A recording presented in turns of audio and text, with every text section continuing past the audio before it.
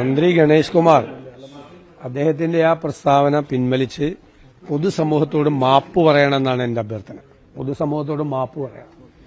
ഉമ്മൻചാണ്ടി അദ്ദേഹത്തിന്റെ ജീവിതം തകർക്കാൻ ഒരിക്കലും ശ്രമിച്ചിട്ടില്ല. അദ്ദേഹം ശ്രമിക്കുകയില്ല. അദ്ദേഹത്തെ എല്ലാവർക്കും അറിയാം. അദ്ദേഹം അത് കൂട്ടിച്ചേർക്കാനാണ് ശ്രമിച്ചത്. അത് വളരെ നന്നായിട്ട് അറിയാവുന്ന ഒരാളാണ് അന്ന് മന്ത്രിയായിരുന്ന ശ്രീ ഷിബു ബേബി ജോൺ. രണ്ട്, അദ്ദേഹത്തിന്റെ ഭാര്യ, ഞാൻ ഈ കുടുംബ വിഷയം പറയാൻ എനിക്ക് യാതൊരു താല്പര്യമില്ല. നിങ്ങൾ ചോദിച്ചുകൊണ്ടാണ്, ഉമ്മൻചാണ്ടിയെ പറഞ്ഞുകൊണ്ടാണ്. അദ്ദേഹത്തിന്റെ ഭാര്യ തന്നെ മാധ്യമങ്ങളോട് പറഞ്ഞിട്ടുണ്ട് എന്താണ് സംഭവം ഉണ്ടായത്.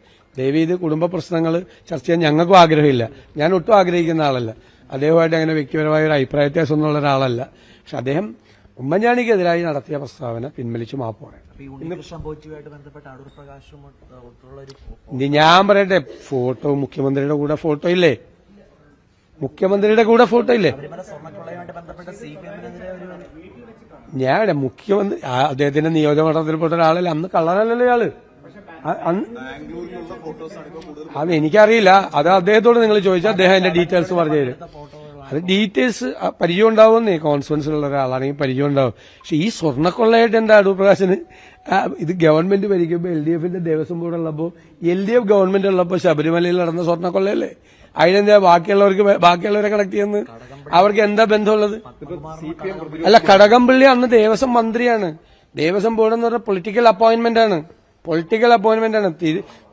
ഇത്രയും പ്രധാനപ്പെട്ട ഒരു സംഭവം അവിടെ നടക്കുമ്പോൾ മന്ത്രി അറിഞ്ഞില്ല എന്ന് പറയാൻ പറ്റില്ല. മന്ത്രി അറിയണം എന്താണ് അവിടെ നടക്കുന്നതെന്ന് മന്ത്രി അറിയണം. അതൊന്നും എനിക്കറിയത്തില്ല. അതൊന്നും സോണിയാഗാന്ധി കാണാൻ പോയത്. CPM പ്രതിരോധിക്കുന്നത് സോണിയാഗാന്ധി കണ്ടതുമായി ബന്ധപ്പെട്ട് കോൺഗ്രസിന് വിശദീകരിക്കാൻ ഒന്നുമില്ല. അതിൽ കോൺഗ്രസ് എന്തിനാ വിശദീകരിക്കണത്? ഒഴിഞ്ഞു മാറുന്നു. എന്തിനാ വിശദീകരിക്കണത്? ഞാൻ ചെയ്യിക്കട്ടെ. അത് വളരെ കൃത്യമായിട്ട് ഞാൻ ഇന്നലെ പറഞ്ഞാണ്. ഇപ്പോ നാളെ ഒരാള് സ്വർണ്ണക്കള്ളക്കടത്തിൽ അറസ്റ്റ് ചെയ്യുന്നു, എവിടെയെങ്കിലും വെച്ച്, ഇന്ത്യയിൽ എവിടെയെങ്കിലും വെച്ച്. അയാളുടെ കൂടെ ജീവിതകാലത്ത് ഫോട്ടോ എടുത്തിരിക്കുന്ന ആളുകൾ മുഴുവൻ അതിൻ്റെ അകത്ത് എങ്ങനെ പ്രതിയാണ്? അയാൾ കള്ളനാണ്. ഞാൻ റിയാസിന്റെ ഒരു വിഷയം വന്നു, മുഹമ്മദ് റിയാസിന്റെ, PWD മന്ത്രി. അവിടെ ഒരു വ്ളോഗർ ടൂറിസം ഡിപ്പാർട്ട്മെന്റ് കൊണ്ടുവന്നു. വലിയ പ്രചരണം ടൂറിസത്തിന് വേണ്ടി നടത്തി. അവര് പിന്നീട് സ്പൈ ആണെന്ന് തെളിഞ്ഞു. അപ്പൊ എല്ലാവരും മുഹമ്മദ് റിയാസിനെ ആക്രമിച്ചു. അപ്പൊ എന്നോട് ചോദിച്ചപ്പോൾ ഞാൻ പറഞ്ഞു, മുഹമ്മദ് റിയാസ് അതിൽ ഉത്തരവാദിയല്ല. സ്പൈ ആണെന്ന് പറഞ്ഞു കഴിഞ്ഞാൽ കേരളത്തിലെ PWD മന്ത്രി CPM മന്ത്രിയാണ്. കൊണ്ടുവരുമോ? ഏതെങ്കിലും മന്ത്രി കൊണ്ടുവരുമോ? അപ്പൊ അവര് സ്പൈ ആണെന്ന് നമുക്കറിയില്ല. അവര് വ്ളോഗറായിട്ടാണ് അവരെ കൊണ്ടുവന്നത്. അവര് സ്പൈ ആണെന്ന് പിന്നെ അറിഞ്ഞാൽ ആ മാന്യത ആണ് കാണിക്കേണ്ടത്. ആ മാന്യത.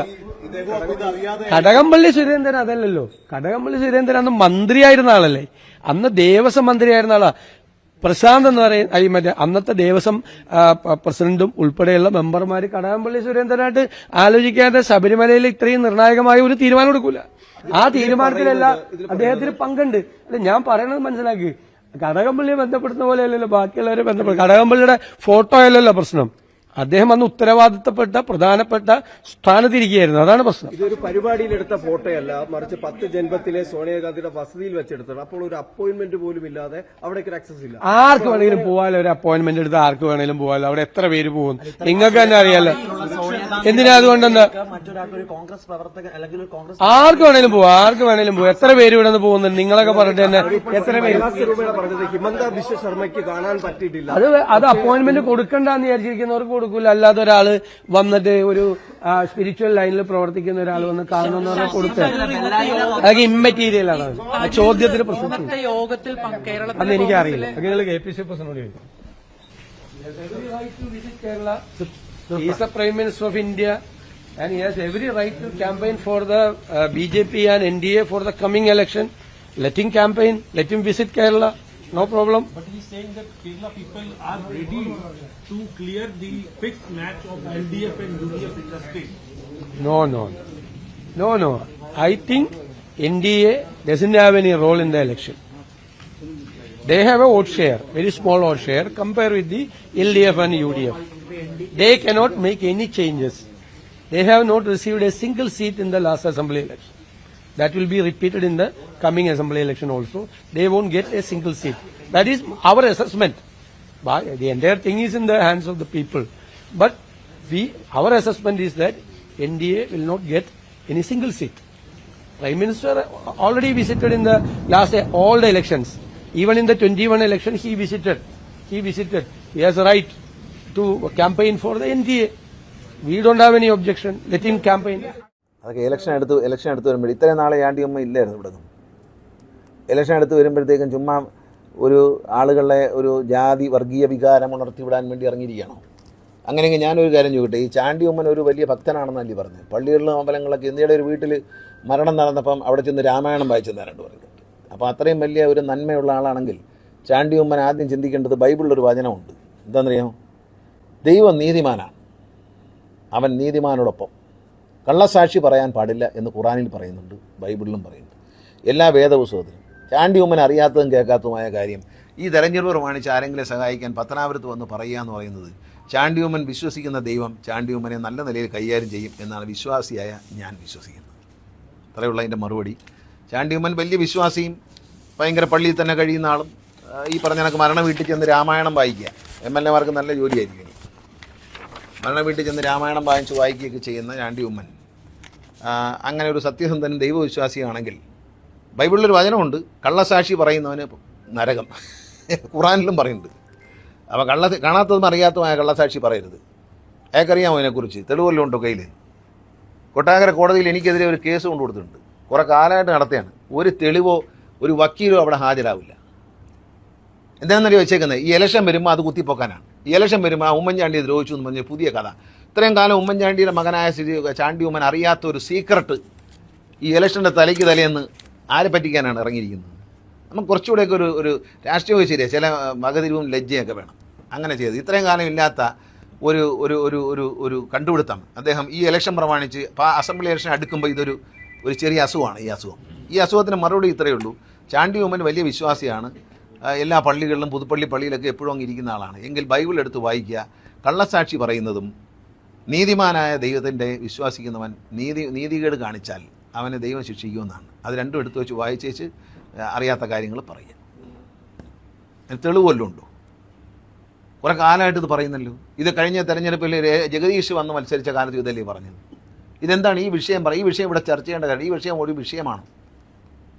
CBI എന്നോട് ചോദിച്ച ചോദ്യത്തിന് ഞാൻ കൊടുത്ത മൊഴി ആർക്കാണെങ്കിലും പരിശോധിക്കാം. ഉമ്മൻചാണ്ടി ഇത്തരത്തിലുള്ളൊരു പ്രവൃത്തി ചെയ്യുന്ന ആളല്ല എന്ന് എൻ്റെ അച്ഛൻ എന്നോട് പറഞ്ഞു മരിക്കുന്നതിന് മുമ്പ്.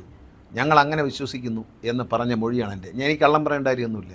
ഞാൻ ആരെയും കള്ളക്കേസിൽ കുതുക്കുകയും ചതിക്കുകയും ചെയ്യുന്ന ആളല്ലെന്ന് എൻ്റെ നാട്ടുകാർക്കറിയാം. ഇത്തരം വേലകളും കൊണ്ട് നടക്കണ്ട.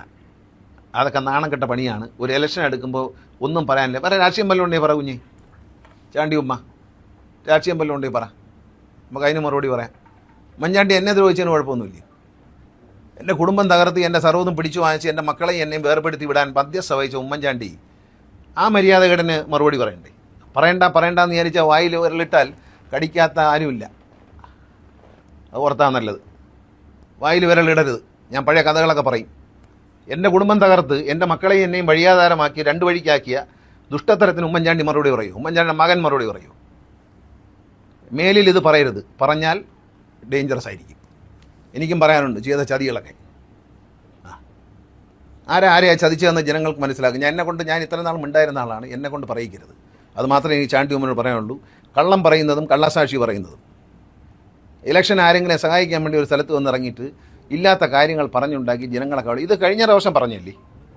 ജഗദീഷ് മത്സരിച്ച ഇതിന് മുമ്പത്തെ ഇലക്ഷനിൽ ഇത് പറഞ്ഞല്ലേ ഈ സബ്ജക്റ്റ്? എന്നിട്ട് എന്തായി? ജനങ്ങളെ കബളിപ്പിക്കാൻ ഇറങ്ങരുത്. രാഷ്ട്രീയമൊക്കെ ശരിയാണ്. അന്ന് ചാണ്ടിയമ്മൻ രാഷ്ട്രീയത്തിലില്ല. ഞാൻ ഉമ്മൻചാണ്ടിയെ ചതിച്ചു എന്ന് ഉമ്മൻചാണ്ടി പറഞ്ഞിട്ടില്ലല്ലോ. ഉണ്ടോ? ഉമ്മൻചാണ്ടി പറഞ്ഞിട്ടുണ്ടോ ഞാൻ ഉമ്മൻചാണ്ടിയെ ചതിച്ചു? ഞാൻ എന്ത് ലയിക്കാനാണ് ഉമ്മൻചാണ്ടിയല്ലേ എന്നെ ചതിച്ചത്? ഞാൻ എന്ത് കുറ്റം ചെയ്തിട്ടാണ് എൻ്റെ മന്ത്രിസ്ഥാനം 2003 രാജിവെപ്പിച്ചത്? ഞാൻ ഏത് കുറ്റമാണ് ചെയ്തത്? എൻ്റെ പേരിൽ ഏത് കേസാണുള്ളത് ഈ നാട്ടിൽ? സത്യസന്ധമായി ഞാൻ ജീവിച്ചതാണോ? നെല്ലിയാമ്പേതെ പോലെ വനഭൂമി പതിച്ചു കൊടുക്കാൻ തയ്യാറാവാത്തതുകൊണ്ടാണോ ഞാൻ രാജിവെച്ചത്? ഒരു കുടുംബ വഴക്കിനെ മന്ത്രിയെ രാജിവെപ്പിച്ചേച്ച് തിരിച്ചെടുക്കാം എന്ന് പറഞ്ഞ് നടന്ന് പറ്റിച്ചിട്ട് എല്ലാം കഴിഞ്ഞതിന് ശേഷം അങ്ങനെ പറഞ്ഞാൽ കൊള്ളാമോ?